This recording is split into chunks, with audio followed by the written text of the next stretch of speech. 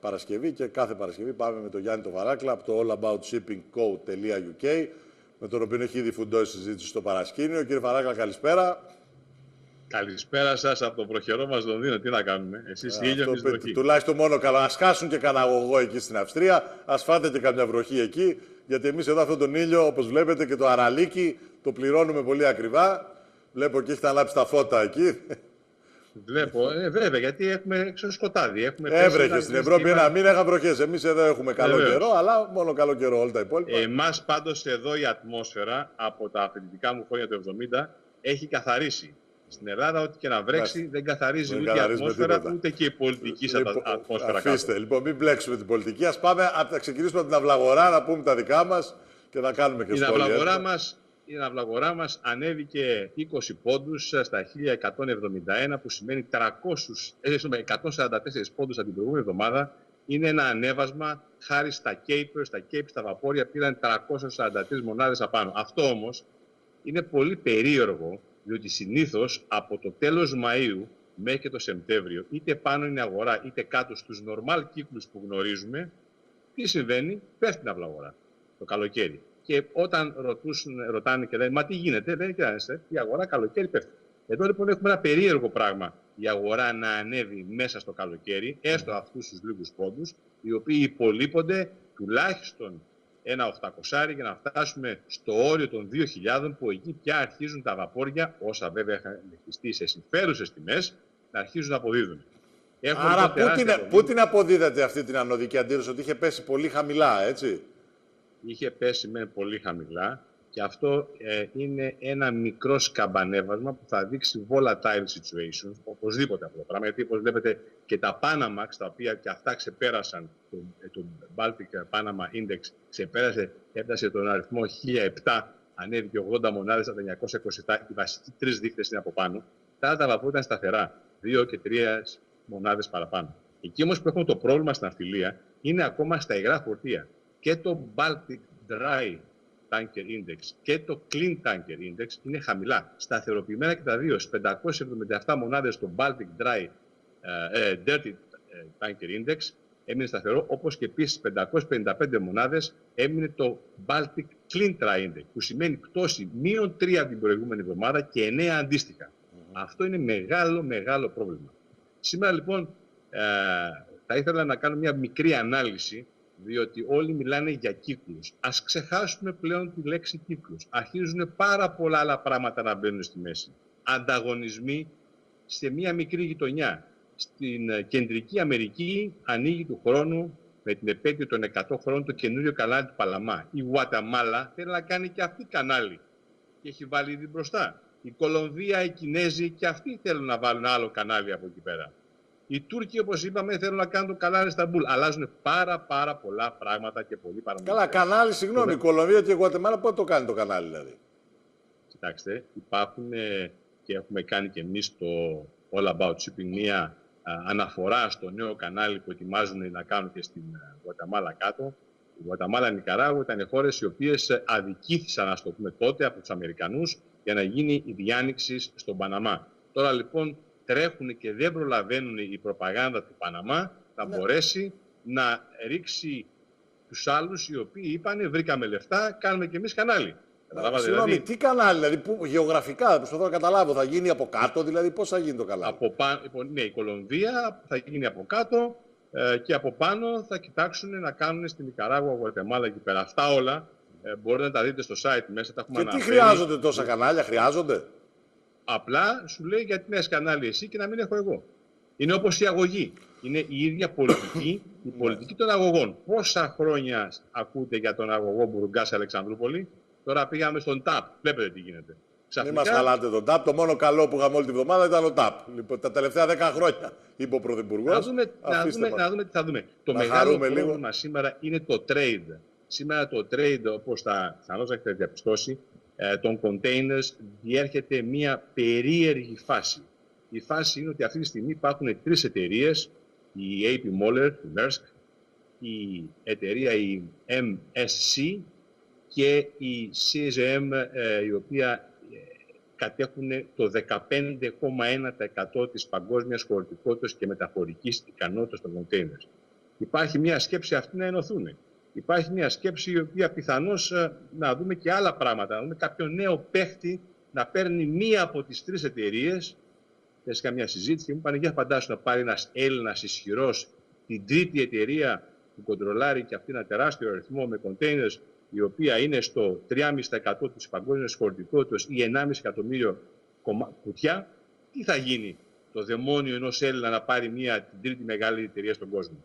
Υπάρχουν μεγάλα προβλήματα στις μεταφορές, γιατί οι εταιρείες αυτές είναι εταιρείες liners. Οι δικοί μας είναι tramp owners που μπαίνουν και στις liners, το έχουν δίπορτο και πολύ καλά κάνουν. Τώρα, το μεγάλο πρόβλημα... αναταραχές πάντως αυτή η ιστορία, γιατί είναι και Έλληνες οι οποίοι είχαν επενδύσει εκεί πέρα. Δηλαδή... Κοιτάξτε, είναι πολύ μεγάλο το πρόβλημα.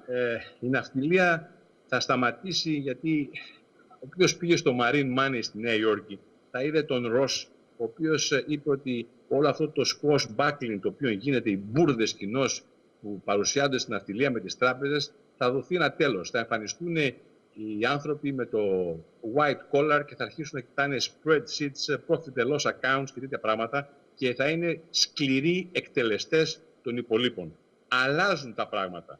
Εμείς προσωπικά, εγώ το 2000 το είχα επισημάνει την αλλαγή στο ιδιοκτησιακό καθεστώς και σε όλα αυτά τα οποία γίνονται.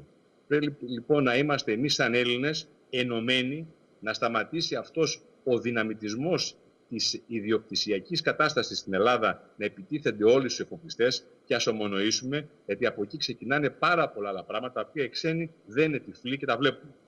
Το νέο πεδίο που ανοίγεται βέβαια είναι η Αφρική. Χθες το βράδυ παρευρέθην στην μεγάλη συγκέντρωση την Τρίτη του χρόνου που κάνει το Αφριμάρι, το African Marine, όπου εκεί μας αναπτύχθηκε το ενεργειακό. Energy θα το πούμε ή power. Εδώ είναι μια μεγάλη ιστορία. Και βλέπουμε σήμερα η Κίνα να έχει κάνει τεράστιες επενδύσεις στην Αφρικανική Ήπειρο και εκεί έχουμε θέματα πολλά. Τα δικά μας εδώ πώς τα σχολιάζουν εκεί οι φίλοι μας, οι Άγγλοι? Θα σας πω να ολοκληρώσω. Η Αφρική αποτελεί ένα μεγάλο κομμάτι που θα επηρεάσει την παγκόσμια ναυτιλία και το εμπόριο. Να σας θυμίσω ότι στη γεωγραφία στη δεκαετία του 60 μάθαμε ότι είχε 265 εκατομμύρια πληθυσμό η Αφρικανική Ήπειρος. Σήμερα έχει ξεπεράσει ακριβώς το 1 δισεκατομμύριο και αυτό βέβαια έχει πολλές συνέπειες. Μία από τις συνέπειες είναι ότι τα 500 εκατομμύρια οι μισοί δεν έχουν ρεύμα.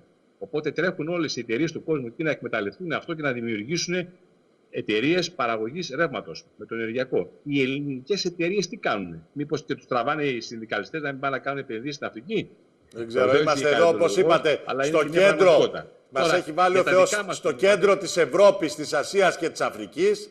Θα μπορούσαμε να κάνουμε όλα αυτά τα πράγματα και όπως λέτε έχουμε το νου μας να τσακωνόμαστε, να συνδικαλιζόμαστε. Εμείς όπως είπε ο Πρωθυπουργός, είμαστε ένα κομβικό σημείο για το ενεργειακό. Είμαστε, ας το υλοποιήσουμε χωρίς φόβο και πάθο. Τι θα γίνει? Θα δολοφονήσει κάποιος τον Έλληνα Πρωθυπουργό, τον εκάστοτε Πρωθυπουργό, εάν ακολουθήσει μια εθνική πολιτική πάνω στο ενεργειακό, είτε το δικό μας που πρέπει να βγάλουμε κι εμείς επιτέλους το πετρέλαιο, όλα αυτά τα πράγματα, ή εάν είμαστε οι συντελεστές του θαύματος του κομβικού hub για να είμαστε ο ενεργειακός μεγάλος παίκτης στην περιοχή ολόκληρη? Σας ερωτώ. Αυτό το TAP, πώς το ακούτε κύριε Φαράκλα αυτήν την ιστορία με το TAP? Είμαι επιφυλακτικός ακόμα. Είμαι πολύ επιφυλακτικός. Σας είπα προηγουμένως, 20 χρόνια ακούμε το θέμα Μπουργκάς-Αλεξανδρούπολη. Πάει ο Ναμπούσκο, πάει το ένα, πάει το άλλο. Τι γίνεται λοιπόν, καταλάβατε? Γι' αυτό μιλάω και έχω δείξει πολλές φορές το θέμα ηγέτη. Εγώ τον Αντώνη Σαμαρά τον έχω εδώ. Βλέπετε. Εδώ είναι ο Αντώνης Σαμαράς. Για να μιλάμε τα πράγματα με το όνομά του, είναι δίπλα μου εδώ πέρα. Και σας λέω ότι όταν εξελέγει πρόεδρος της Νέας Δημοκρατίας, το κομίτι του Λονδίνου εδώ πέρα της Νέας Δημοκρατίας μας δώσαν μια πολύ ωραία φωτογραφία. Στηρίζουμε τον Αντώνη Σαμαρά για πρόεδρο του κόμματος με την ελπίδα, προσέξτε, να αλλάξουν όλα στη Νέα Δημοκρατία για να έχουμε καινούριο ήθος και καλύτερο αύριο. Έχουμε συνέδριο τώρα, εντάξει. Λοιπόν, και εδώ λοιπόν τα πράγματα είναι πάρα πολύ σοβαρά, διότι αυτή τη στιγμή για μας στην ναυτιλία ακούμε αυτά που μας λένε οι ξένοι και χτες. Οι περισσότεροι σύνεδροι χτες ήταν από την Αφρικανική Ήπειρο. Και όμως είμαστε 5-6 Έλληνες εκεί και μου λένε Τζον, τι έγινε, γιατί άλλαξε το Μουσουρούλι? Έτσι, Μουσουρούλι, why he changed him? Λοιπόν, εδώ είναι. Γιατί αλλάξατε κυβέρνηση, θα μπορούσαν να ρωτήσουν πολλά πράγματα, έτσι. Λοιπόν, καταρχάς εξεπλάγησα με τη σύνθεση της νέας ελληνικής κυβερνήσεως. πάρα πολύ εξεπλάγησαν. Βέβαια, δεν μας εκπλήσει σαν Έλληνες, γιατί γνωρίζουμε ότι εδώ είναι επιταγές που πρέπει να πληρωθούν. Άντε να εξηγήσει τώρα σε αυτούς τους τύπους ότι ο Κουβέλης θέλει να είναι στην Ευρώπη, αλλά χωρίς και τα μνημόνια, ξέρω εγώ, χωρίς να κάνει τίποτα, να μειώσει 105.000 στο δημόσιο χωρίς να απολύσει κανέναν, να σε πέρασουν για τρελό οι άνθρωποι, έτσι. Και έφυγε ο Κουβέλης και έπρεπε να μπει ο Βενιζέλος. Ανέλαβε λοιπόν τώρα ο Μιλτιάδης ο Βαρβιτσιώτης και πιστεύουμε να τα καταφέρει. Είναι μια ευκαιρία που του δόθηκε μοναδική, διότι όλα αυτά τα χρόνια σε εισαγωγικά ή και έξω από εισαγωγικά αδικήθηκε πολύ, διότι ήταν σε επιτροπές της ναυτιλίας και ποτέ δεν του δώσαν το πορτοφόλιο, όπως λέμε, του Υπουργού Εμπορικής Ναυτιλίας. Μάλιστα, στο τελευταίο διάστημα τον είχαν βάλει και στο Υπουργείο Εξωτερικών στον απότιμο ελληνισμό. Προσπάθησε ο άνθρωπος, ευελπιστούμε, να τα καταφέρει. Το συμφέρον μας να τα καταφέρει.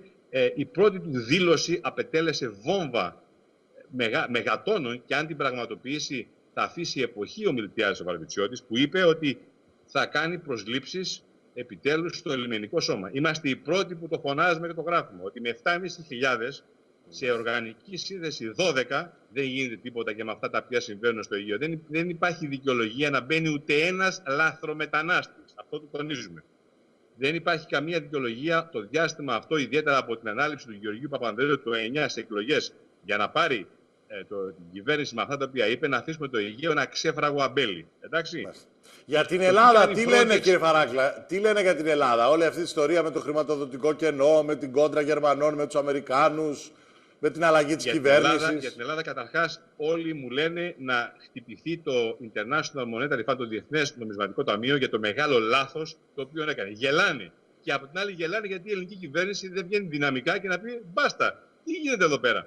Καταλάβατε. Όλο αυτό το πράγμα το συζητάνε. Συζητάνε την σύνθεσή μας και μάλιστα το μεγάλο πρόβλημα είναι ότι μια χώρα όπως την Ελλάδα έχει μια σύνθεση που έχουν οι Ηνωμένες Πολιτείες, που είναι 20 φορές μεγαλύτερη στον πληθυσμό. Τεράστιο Υπουργικό Συμβούλιο. Δεν υπάρχει leg room που λέμε εδώ πέρα να βάλεις τα πόδια σου στο Υπουργικό Συμβούλιο στην Ελλάδα και στην αίθουσα αυτή. Λοιπόν, αυτά είναι σοβαρά πράγματα. Αυτό είναι ένα δεινοσαυρικό σύστημα που επέλεξε ο κ. Σαμαράς να έχει τόσους πολλούς. Θέλω να ολοκληρώσω για την ναυτιλία. Ναι. Εμείς πιστεύουμε σας είπα πάντως πριν, κύριε Φαράκλα, ούτε εγώ έχω τίποτα με τον κύριο Σαμαρά, ούτε υπέρ του, ούτε εναντίον του. Απλώς τώρα αισθάνομαι κάθε φορά που έχουμε ένα πρωθυπουργό, όποιος πρωθυπουργός και να είναι αυτός. Πριν από τον Σαμαρά ήταν, ξέρω εγώ, ο Παπανδρέου. Μετά μπορεί να είναι δεν ξέρω ποιος. Δηλαδή, πώς να πω, καθόμαστε όλοι, κάνουμε μια κριτική. Εμείς, καλά είναι και η δουλειά μας αυτή. Λοιπόν, και περιμένουμε τι δηλαδή να κάνει.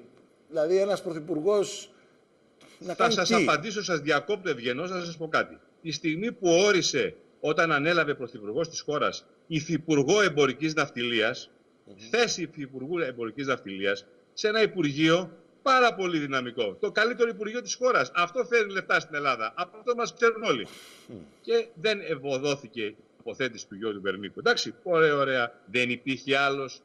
Τώρα, ας μην μου πει κανένας από το Υπουργείο, από όλους αυτούς τους αμπουκίσκους που τους λέω ότι έχουμε 3 γενικούς γραμματείς, διότι θα τα ακούσει πάρα πολύ και γραπτός. Εντάξει, το Υπουργείο Εμπορικής Ναυτιλίας χρειάζεται όχι απλά υφυπουργό, χρειάζεται έναν μόνιμο υφυπουργό εμπορικής ναυτιλίας, διότι η θάλασσα, ο αέρας που αντιμετωπίζουμε και κοντρεστάρουμε δεν είναι ούτε πράσινος, ούτε κόκκινος, ούτε μπλε. Πρέπει να έχουμε μια εθνική ναυτιλιακή πολιτική κάτω από εδώ δεν μπορούμε να βρούμε τους στο δημόσιο, πώς το λένε. Δεν μπορούμε να βρούμε αυτούς τους απατεώνες στο δημόσιο, τους πληρώνουμε ακόμα, κύριε Φαράκλα. Μα αυτό είναι. Εδώ ή μπορείς να ολοκληρώσεις το έργο σου, να το τελειώσεις, ή δεν γίνεται. Εδώ μου είπαν χτες ότι παρακολουθούν, γιατί παρακολουθεί πολύ στενά η Ελλάδα, στενό μαρκάρισμα που λέμε, man to man στο μπάσκετ που αγαπάω. Ποιο είναι? Ότι κάπου δεν ακούμε ειδήσεις για τη λίστα Lagarde. Κάπου καθυστερούμε, κάπου να τελειώνουμε. Όλοι ζητάνε να τελειώνουμε. Δεν περιμένει ο κόσμος τι θα γίνει στις γερμανικές εκλογές. Εδώ και τώρα. Μην έχουμε μεγάλες εκπλήξεις. Αυτό είναι πάρα πολύ σημαντικό. Ναι, μην είναι προς τα χειρότερα οι εκπλήξεις, κύριε Φαράκλα, γιατί... Μπορεί να έχουμε και πρέπει να τελειώνουμε και με τα ανοιχτά εθνικά θέματα. Αυτό είναι ένα πάρα πολύ σοβαρό θέμα, τα ανοιχτά εθνικά θέματα, τα οποία τι είναι στην πραγματικότητα? Είναι business. Το πετρέλαιο. Μην κοροϊδεύουμε τον κόσμο τώρα. Μην τον κοροϊδεύουμε τον κόσμο. Δεν μπορούμε να παραγνωρίζουμε τους Έλληνες επιστήμονες που αποδεδειγμένα έχουν ανακαλύψει ότι υπάρχει πετρέλαιο εκμεταλλεύσιμο στο Ιόνιο. Για να μην παραπονείτε, αφήστε το Αιγαίο. Στο Ιόνιο. Ας βάλουν λοιπόν μπροστά να το βγάλουμε αυτό το πράγμα, να αρχίσει η πατρίδα μας να έχει κέρδη. Μάλιστα. Το τουρισμό μας έπρεπε να ορίσει και έναν υφυπουργό τουρισμού. Μάλιστα. Το θετικό βέβαια που πρέπει να θίξουμε στον αποερχόμενο Υπουργό Εμπορικής Ναυτιλίας ήταν πραγματοποίησε ένα ρεκόρ. Παρευρέθηκε στις περισσότερες συγκεντρώσεις, forums και meetings που ποτέ παρακολούθησε και μίλησε και είναι προς τιμή του Κωστή του Μουσουρούλη, γιατί όλοι κατηγορούσαν τους εκάστοτε υπουργούς ότι σνομπάρουν, ότι δεν τους ενδιαφέρει να παρεμβαίνονται γενικά, πάντως, σε διάφορα κύριε Μαράκλα, για να καταλάβουμε, για την Ελλάδα έχει μπει τέλος στο Brexit, ανησυχούν, εκεί με το Δουνουτού μπορεί να μας κάσει, όπως λέτε, καμιά καλοκαιριάτικα, καμιά κόντρα Γερμανών με Αμερικάνων και να βρεθούμε στη μέση εμείς. Έτσι, τέτοια ακραία σενάρια υπάρχουν ή συνεχίζουμε στην ανάκαμψη και στο success story κτλ. Κοιτάξτε, πρέπει να είμαστε επιφυλακτικοί. Αλλά αν το πιάσουμε ότι εγώ είμαι καπετάνιος και έχω να αντιμετωπίσω έναν βρωμόκαιρο μπροστά μου, το οποίο το καταλάβει ο κόσμος σε πολύ δύσκολες καιρικές συνθήκες, οι γνώσεις και η εμπειρία μου και η ναυτοσύνη μου πάνω απ' όλα θα μου επιτρέψουν να αντιμετωπίσω τον καιρό και να φτάσω ασφαλής στο λιμάνι προορισμού. Εδώ λοιπόν, ό,τι και να γίνει, το έχουμε τονίσει. Η Ελλάδα είναι μια χώρα που τα έχει όλα. Είμαστε self-sustained, αυτάρκης σε όλα. Το τονίζω ξανά, δεν έχουμε ηγεσία. Τι θέλουνε, Brexit, έξω φεύγουμε. Προσέξτε, έξω φεύγουμε. Ωραία. Δεν έχουμε ανάγκη να παραμένουμε μέσα σε μια ομάδα η οποία μας επιβουλεύεται και μας έφερε στο χείλο του γκρεμού για να φτάσουμε και σε εθνικά θέματα έτσι. Πληγωμένοι, λαβωμένοι, να μην υπάρχει μια δυνατή πρωτοβουλία να σηκωθεί ο ελληνισμός. Τρογόμαστε όπως έχετε πει εσείς. 11 εκατομμύρια Έλληνες θέλουν να λέγονται πρωθυπουργοί. Το είπατε μόνο σας το προηγούμενο interview που είχαμε. Λοιπόν, εδώ το πράγμα είναι σημαντικό. Μπορούμε, θέλουμε ή έχουμε δοτούς, τα tube babies της αλλοδαπής, οι οποίοι ορίζουν τους κυβερνήτες στην Ελλάδα. Ας μας απαντήσουν, απαρτίζουν σήμερα την ελληνική κυβέρνηση. Γιατί για μας, για την ναυτιλία, που είναι μια επιτυχημένη μπίζινα, μια πατέντα, όπως θέλετε να το πείτε, γιατί να μας γνωρίζει ο κόσμος και να μην γνωρίζει ότι υπάρχουν και άλλοι τομείς στην Ελλάδα, οι οποίοι είναι ικανοί να φέρουν και αυτοί συνάλλαγμα. Είναι και αυτοί ικανοί να δώσουν θέσεις εργασίας.